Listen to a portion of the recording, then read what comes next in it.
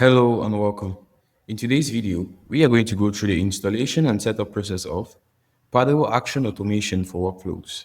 Let's get started.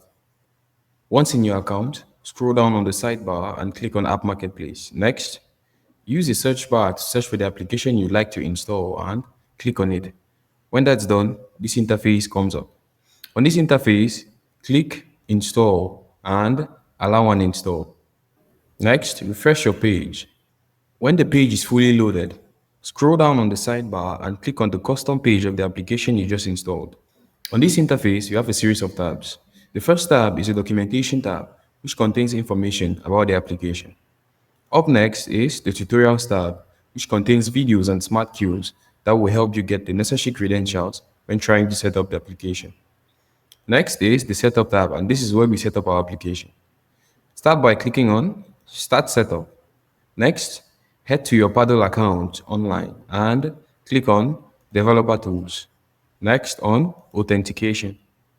Give it a name and a description. Next, you choose the expiry date of your API key. And finally, select the permissions you like to grant and click Save. Once that's done, copy your API key, head back to your account and paste it where required. Then click Complete Setup. And there, our application has been set up. Up next is the Support tab. Here, you can create tickets or book calls with our support team each time you have an issue. And finally, we have the Changelog tab, which keeps you updated on any changes that have been made in this application. You can also receive notifications each time a change is made by toggling this on, filling in your email address, and clicking on subscribe. Thank you so much for watching this video. Don't forget to share and subscribe for more content. See you in the next video.